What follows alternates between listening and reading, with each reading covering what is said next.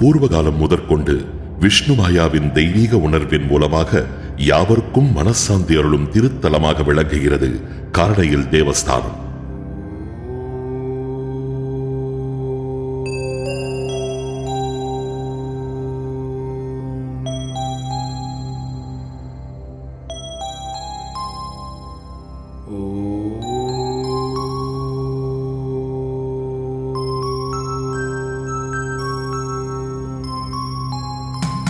மந்திர தந்திர வித்தைகளின் உறைவிடமான கருவண்ணூர் காரணையில் தேவஸ்தானத்திற்கு வருகை தருபவர்கள் யாவரும் மனசாந்தி அடைவது மட்டுமல்லாமல் வாழ்வின் சௌபாக்கியங்கள் அனைத்தினையும் பெற்று மனித ஜென்மத்தில் அடைய வேண்டிய முழுமை பலனையும் அடைகின்றார்.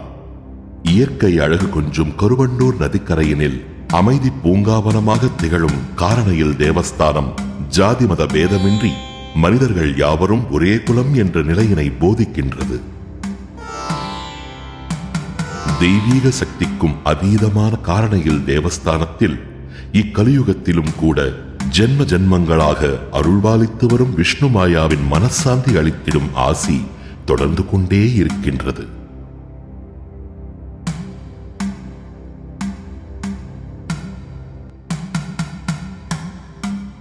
வணக்கம். கலியுகத்தின் பிரதிரூபமான மகிஷவாகனன் ஸ்ரீ விஷ்ணுமாயா சுவாமியுடன் சேர்ந்து ஸ்ரீ குட்டிச்சாத்தான்களும் குடிகொண்டிருக்கும் ஸ்ரீ கருவண்ணூர் காரணையில் தேவஸ்தானத்தை பற்றியும் தேவஸ்தானத்தின் பூஜை விதிமுறைகளை பற்றியும் தெளிவாக தெரிந்து கொள்ளும் பொருட்டு தயாரிக்கப்பட்ட இந்த வீடியோ பக்தர்களுக்கெல்லாம் நன்று பயன்படும் என்பதில் ஐயமில்லை. தீரா துன்பங்களால் அவதிப்படுகின்ற பக்தர்கள் தங்களின் குறைகளை சொல்லி பிரார்த்தனை செய்து பக்தி பரவசத்துடன் அவர்கள் செய்ய வேண்டிய பரிகாரங்களை பிரதிவிதிகளின்படி இங்கு செய்து கொடுக்கப்படும்.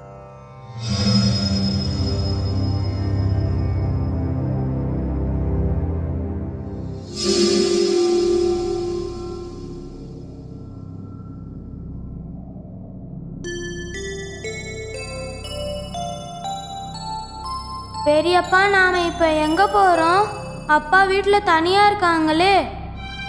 உன் அப்பாவோட நோய் குணமாகிறதுக்கு தான் நாம ஒரு இடத்துக்கு போறோம்.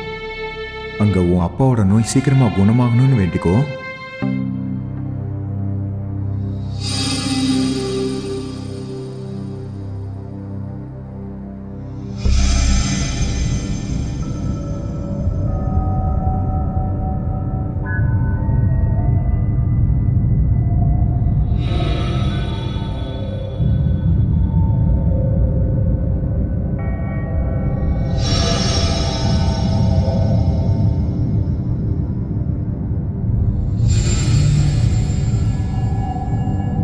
யுகயுகங்களுக்கு முன்னால் வேதங்கள் நான்கும் நன்கு கற்றறிந்த ரிஷிகள் இயற்கையின் சீற்றங்களைக் கண்டு மிகவும் அதிர்ச்சியும் வருத்தமும் அடைந்தனர்.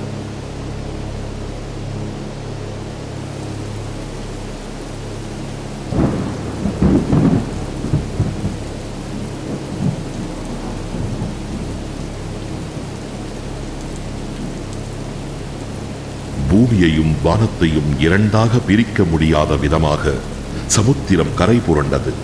இவற்றை கட்டுப்படுத்த முடிகின்ற வருண பகவானாலும் கூட முற்றிலும் ஒன்றும் செய்ய முடியவில்லை. பேவாரியை கட்டுப்படுத்த ஆகாத இந்திரனும் நிலை தடுமாறினார். பகலின் திசைகள் மாறி மாறி இயங்க துவங்கியது. ஜீவராசிகள் அனைத்தும் பயத்தில் நடுங்கின. இப்புவி முற்றிலுமாக சோகக் கடலானது.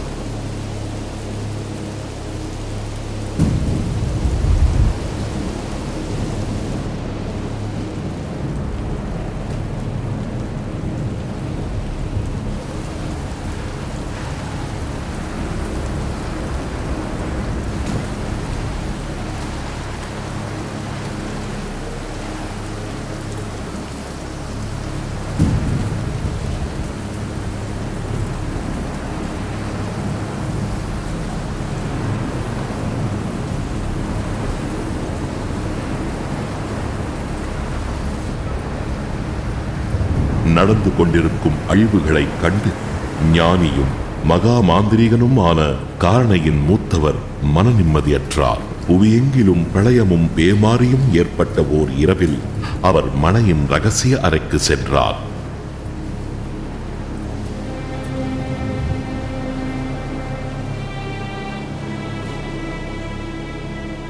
முன்னோர்கள் பாதுகாத்து வைத்திருந்த ஓலை சுவடிகளை ஒவ்வொன்றாக படித்து பார்க்கின்றார்.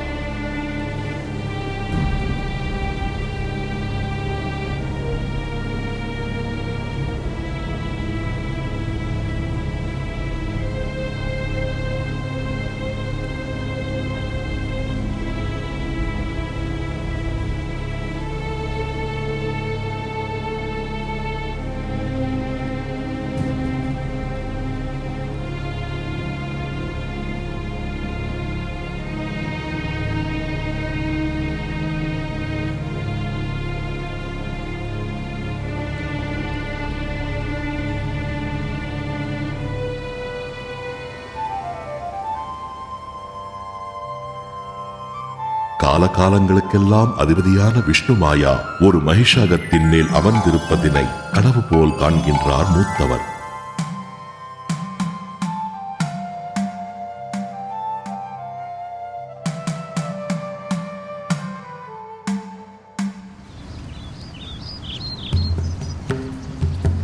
ஒரு நாள் பிரம்மதேவனின் அழகு சிருஷ்டிகளை ரசித்தபடி மகாதேவன் சஹிந்துவின் கிளையாம் கூலி கண்டாரண்யத்திற்கு வருகை தருகின்றார்.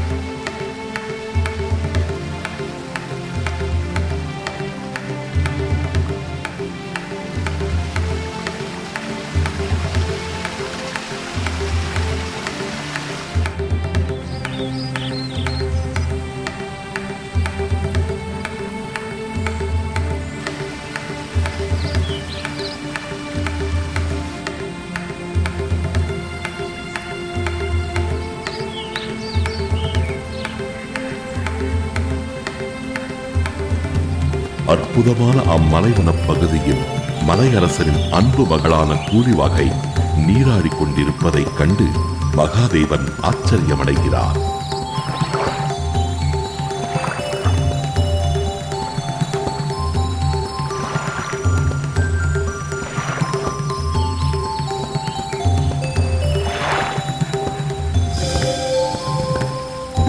அப்சரசையை கூட வெல்லும் கூலிவாகையின் அழகில் மயங்கிய திலோஜகன் அவளிடம் தன் அன்பினை வெளிப்படுத்துகின்றார்.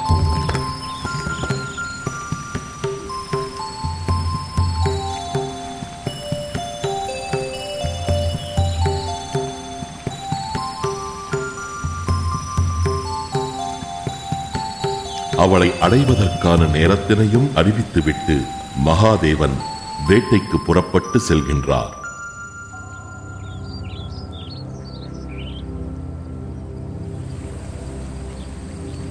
மலைவேடனின் தோற்றத்தில் வந்த சிவபெருமானின் கந்தர்வ அழகில் தன் மெய்மறந்த கூலிவாகை அடையாளம் கண்டு கொள்கின்றாள்.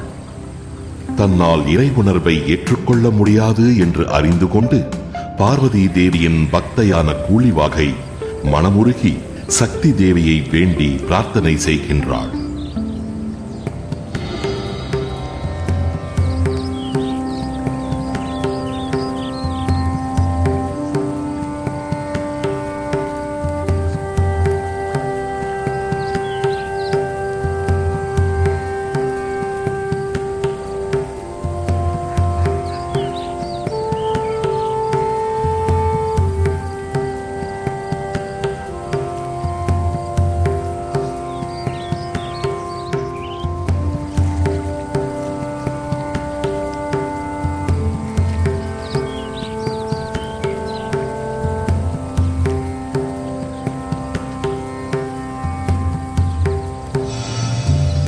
பார்வதி தேவி கூலிவாகையின் முன் தோன்றுகிறாள்.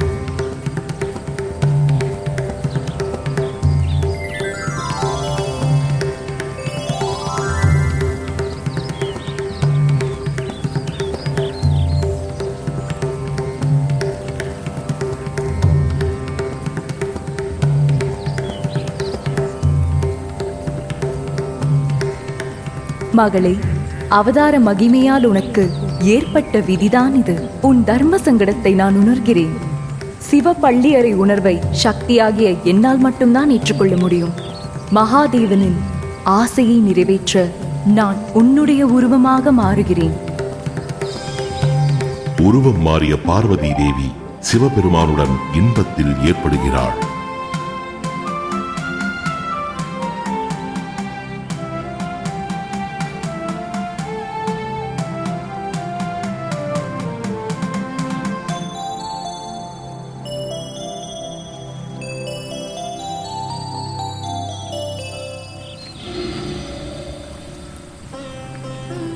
மகாதேவன் மூலம் கர்ப்பவதியான பார்வதி தேவி கூலிவாகையின் அருகில் சென்று தன்னுடைய புனித கர்ப்பத்தை ஒரு கிழங்கில் ஆவாகித்து அதன் பாதியை கூலிவாகைக்கு கொடுத்து ஆசீர்வதிக்கிறாள்.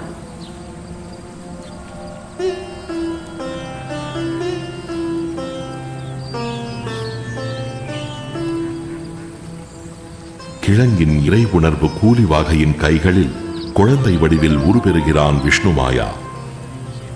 தனது அவதார நோக்கம் முடிந்து கைலாசம் அடையும் வரை இக்குழந்தையின் தாய் நீதான் என்று கூறி பார்வதி தேவி குழந்தையை கூலிவாகையிடம் ஒப்படைத்து செல்கிறாள். மீதமுள்ள கிழங்கினை 390 துண்டுகளாக்கி நதியில் வீச அக்கிழங்கு துண்டுகளிலிருந்து 390 சாத்தான்கள் பிறவி எடுக்கின்றனர். மகளே, இவன் அபூர்வ சக்தி படைத்த குழந்தை. மந்திர தந்திர வித்தைகளில் ஈடு இணையற்றவன். இவனால் இந்த பூவுலகில் நடத்த முடியாதது ஒன்றுமில்லை. தேடி வரும் பக்தர்கள் யாவருக்கும் இறை பிரசாதமாக அவர்களின் எல்லா துன்பங்களையும் இவன் தீர்த்து வைப்பான். இவனது மூலஸ்தானம் பிதாவான சிவபெருமான் கட்டளையிடுவார். எதையும் அடக்கியாளும் சக்தியுடையவனாக வளரும் அவன் பார்வதி தேவியின் ஆசியுடன் அடக்கி ஆள்பவன் என்று பெயர் பெற்றான்.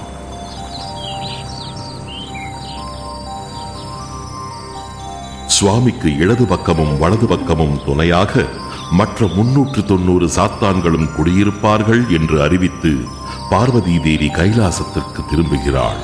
கூலிவாகையுடன் வனத்திற்கு சென்ற பாலகன் தன் அபூர்வ இறை சக்தியையும் திறனையும் கொண்டு வனத்தில் உள்ள கொடிய மிருகங்களையும் அசுர சக்திகளையும் அடிமைப்படுத்துகிறான். அனைவரின் நலத்தினையும் காக்கின்றான். அனைத்து ஜீவ சராச்சரங்களுக்கும் இரட்சகனாக விளங்கி இறைசக்தி பொழிகின்றான் பாலகன்.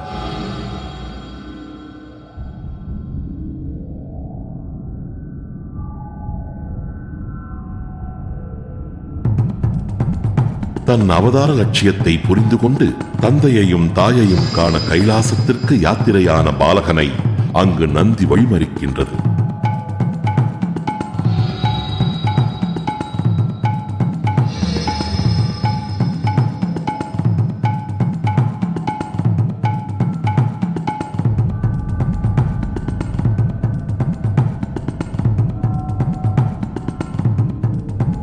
நந்தியை கடந்து செல்வதற்காக மாயா ரூபத்தில் விஷ்ணு பகவானின் வடிவாக மாறி கைலாசம் அடைகிறான் பாலகன்.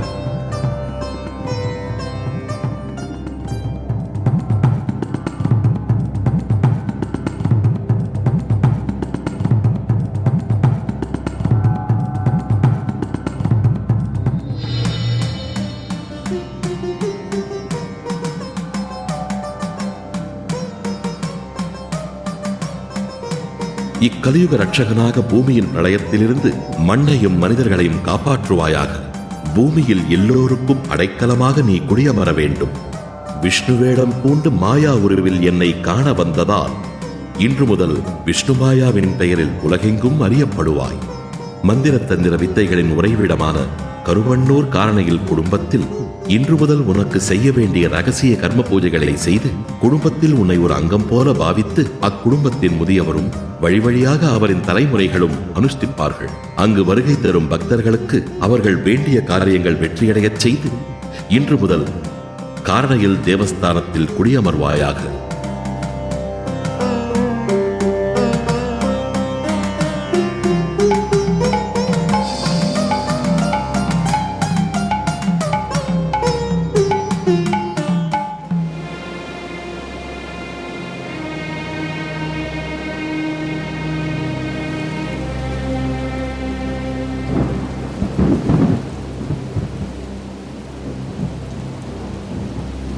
மூத்தவர் சுவடிகளை வைத்துவிட்டு தன் அறைக்குச் செல்கிறார்.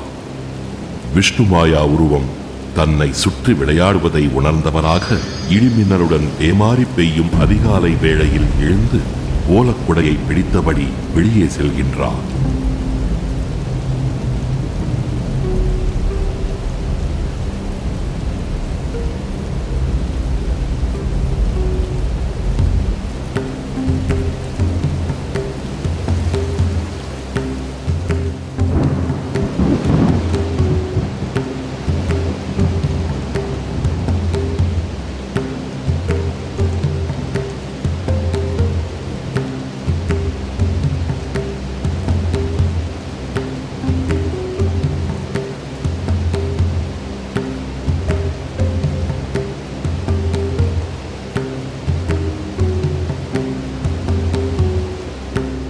கருவண்ணூர் நதிக்கரைக்கு வந்த முதியவர் குளிப்பதற்கு நதியில் இறங்கும் தருணம்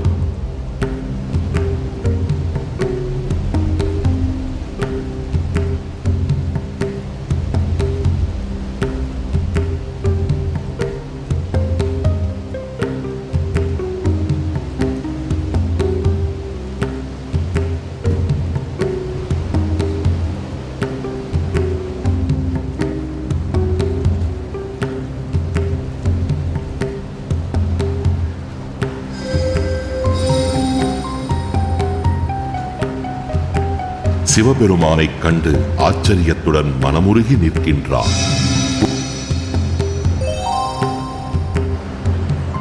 உன் மனதை நான் அறிவேன். உலகின் சர்வதோஷ பரிகாரத்திற்காக என் மகன் விஷ்ணுமாயாவை உன்னுடன் அனுப்புகிறேன். உனக்குள் குடியிருக்கும் விஷ்ணுமாயா அனைவருக்கும் அருளாசி பொழிந்து உனது தலைமுறையினருடன் எதிர்காலத்திலும் தொடர்வான். இவ்வுலகில் இருக்கும் சகல வேதனைகளுக்கும் தோஷ பரிகாரங்களுக்கும் அருளாசியின் நற்பலனுக்காக நீயும் தொடர்ந்து வரும் தலைமுறையும் உங்கள் மனதையும் உடலையும் சமர்ப்பிக்க வேண்டும். காலதேச ஜாதி மத பேதமின்றி யாருக்கும் அருளாசியும் நிம்மதியும் அளிப்பதற்கு இன்று முதல் உன் குடும்பம் கருவண்ணூர் காரணையில் தேவஸ்தானம் என்ற பெயரில் அறியப்படும்.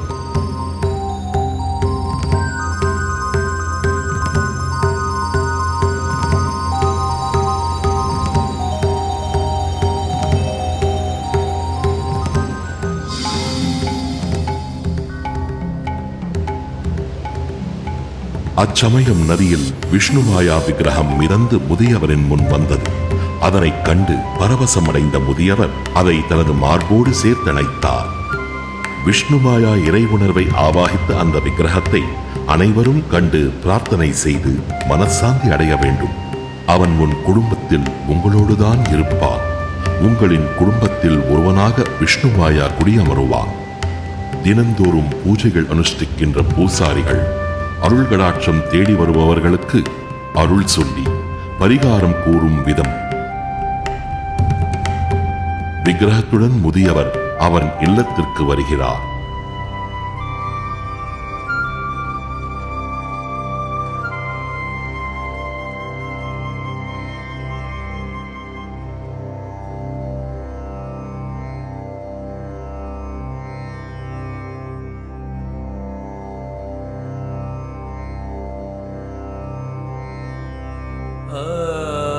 விஷ்ணுமாயா விக்கிரகத்தை பிரதிஷ்டை செய்து பூஜை அனுஷ்டானங்கள் செய்ய துவங்கினார்.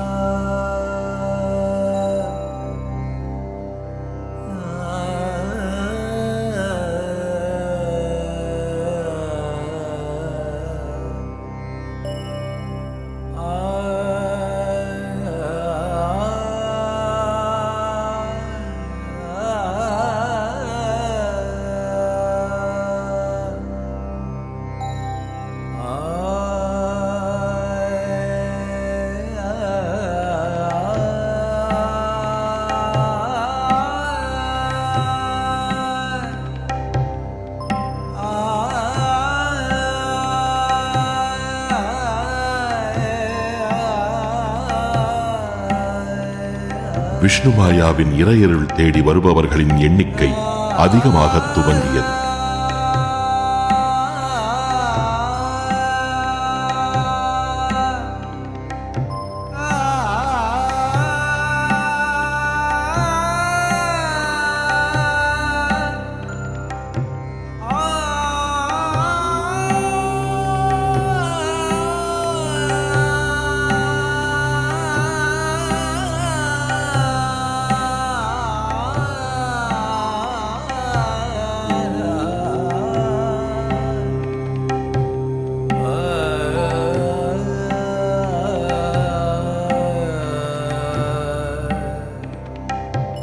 குடியிருத்தப்பட்ட இல்லமும் பெரிதாக, வீட்டின் ஓர் அறையில் குடும்பத்தின் அங்கமாக சுவாமியை பிரதிஷ்டை செய்தனர். குடும்பத்தின் கர்ம பலனாக ஜென்ம பூமியினை சம்மதித்து வாங்கினார் இப்போதைய தேவஸ்தானாதிபதி ஸ்ரீ வினோத் சுவாமி. காலம் காலமாக அனுஷ்டிக்கப்படுகின்ற பூஜை கர்மங்களை மிகவும் சிறப்பாக பின்பற்றி வருகின்றனர். மிக அற்புதமான பூஜைகளை நடத்தும் காரணையில் தேவஸ்தானம் பக்தர்களின் துன்பங்களுக்கும் துயரங்களுக்கும் நிவாரணம் அளிக்கும் புண்ணிய தலமாக திகழ்கிறது. கார்ணையைச் சேர்ந்த குடும்பத் தலைவர் இந்த உலகிற்கு அளித்த புண்ணிய ஸ்தலம்தான் கார்ணையில் தேவஸ்தானம்.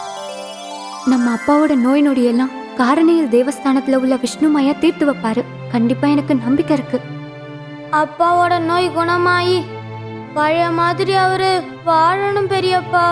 எல்லா மனிதர்களுக்கும் இருக்கிற எல்லா விதமான துன்பங்களையும் காரணையில் இருக்கிற குட்டிச்சாத்தானோட இறை சக்தி நம்மளோட சங்கடங்களை தீர்த்து வைக்கும்.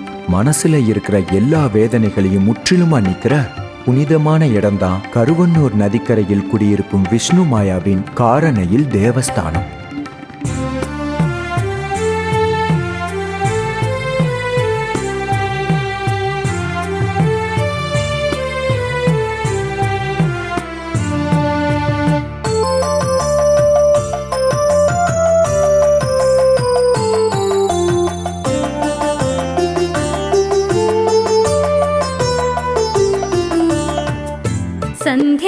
സന്ധ്യക്കരയാലിൻ കുമ്പത്തു പാടുന്നു ശ്രീ വിഷ്ണുമായതൻ ശ്രീലാഭ കോകില കീർത്തനം. സന്ധ്യക്കരയാലിൻ കുമ്പത്തു പാടുന്നു ശ്രീ വിഷ്ണുമായതൻ ശ്രീലാഭ കോകില കീർത്തനം. സിന്ദൂരനാളങ്ങൾ കനകം വിതയ്ക്കുന്ന കരുവന്നൂർ കാരണദേവഭൂമി. സിന്ദൂരനാളങ്ങൾ കനകം വിതയ്ക്കുന്ന കരുവന്നൂർ കാരണദേവഭൂമി. സന്ധ്യക്കരയാലിൻ കൊമ്പത്തു പാടുന്നു ശ്രീ വിഷ്ണുമായതൻ ശ്രീലാഭ കോകില കീർത്തനം.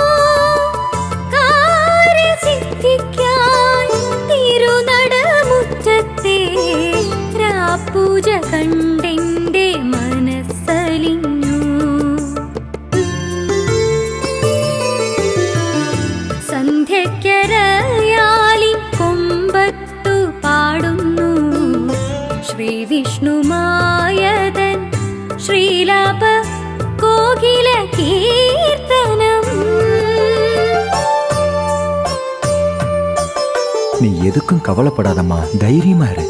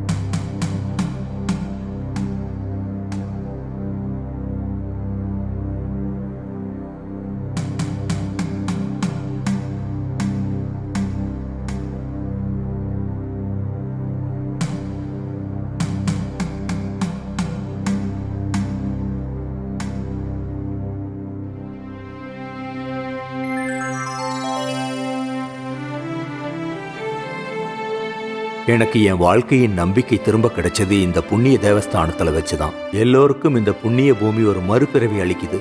முன்ஜென்மங்கள்ல செஞ்ச பாவம் எல்லாத்துக்கும் காரணி தேவஸ்தானத்துல பிரதிவிதிகள் செஞ்சா இறை சக்தியால மறுஜென்மம் நிச்சயமா கிடைக்கும்னு என்னால உறுதியா சொல்ல முடியும்.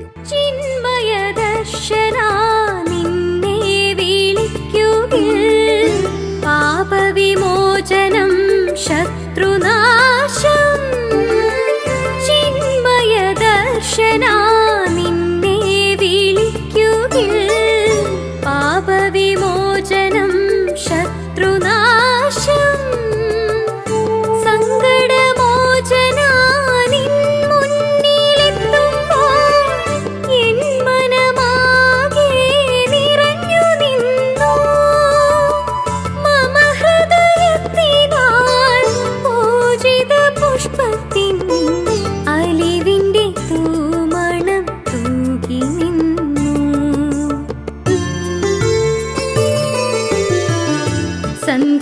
സന്ധ്യക്കരയാലിൻ കുമ്പത്തു പാടുന്നു ശ്രീ വിഷ്ണുമായതൻ ശ്രീലാഭ